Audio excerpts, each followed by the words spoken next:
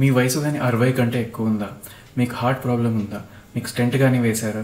Blood thinners కానీ వేసుకుంటున్నారా? ఈ ప్రశ్నల్లో వేటికైనా అవును అని సమాధానం ఉంటే ఈ వీడియో మీకోసమే.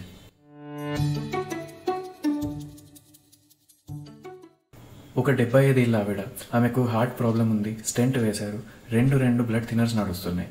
ఈ పేషెంట్ సాయంత్రం వరకు బాగుండే, తర్వాత ఇంట్లో బాత్రూంలోకి వెళ్ళి జారి కింద పడింది. పడ్డ తర్వాత తలకు దెబ్బ తాకి విపరీతంగా తలనొప్పి లేసింది. దాని తర్వాత వాంతులు అయ్యాయి. ఈ పేషెంట్ని హాస్పిటల్కి తీసుకెళ్ళి సిటీ స్కాన్ చేసిండు. దాంట్లో ఒక చిన్న బ్లీడ్ అనేది వచ్చింది. ఇవ్వాల్సిన ట్రీట్మెంట్ ఇచ్చిన తర్వాత కూడా ఇంప్రూవ్మెంట్ లేకపోవడం వల్ల పేషెంట్ని మా దగ్గరికి తీసుకొని రావడం జరిగింది. పేషెంట్ మా దగ్గరికి వచ్చినప్పుడు ఆమె కోమాలో ఉండింది. సో ఇమీడియట్లీ వెంటిలేటర్కి కనెక్ట్ చేయాల్సి వచ్చింది. ఆ చిన్న బ్లీడ్ వల్ల పేషెంట్ కోమాలో ఉండడం అనేది పాసిబిలిటీ లేకపోవడం వల్ల సిటీ స్కాన్ రిపీట్ చేసినాం. ఈ 2 సిటీ స్కాన్లు చూస్తే ఫస్ట్ దాని నుంచి సెకండ్ దాంట్లో బ్లీడింగ్ అనేది నియర్లీ డబల్ ట్రిపుల్ అయినట్టు చూడగలుగుతాం.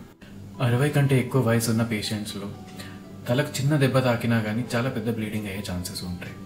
అదే ఈ పేషెంట్స్లో బ్లడ్ థిన్నర్స్ కూడా యాడ్ అయితే బ్లీడ్ అనేది ఇంకా పెద్దగా అయ్యే ఛాన్సెస్ ఉంటాయి. ఈ సిచ్యువేషన్లో మేము ఫేస్ చేసిన ప్రాబ్లమ్స్ 2 ఉన్నాయి.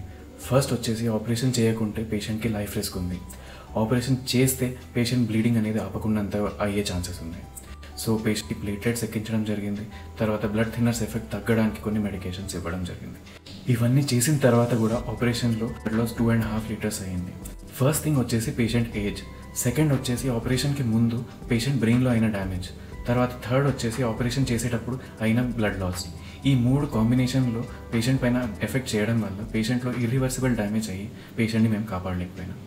కానీ ఈ కేసు నుంచి నేర్చుకోవాల్సింది ఏంటి అంటే, మీ వయసు అనేది 60 కంటే ఎక్కువ ఉన్నా, మీకు హార్ట్ డిసీజెస్ ఉన్నా, ఆర్ మీరు బ్లడ్ థిన్నర్స్ వేసుకుంటున్నా, మీరు మీ తలకు ఎటువంటి దెబ్బ తాకకుండా ఉండడానికి ప్రయత్నించాలి అండ్ కావాల్సిన జాగ్రత్తలు పాటించాలి.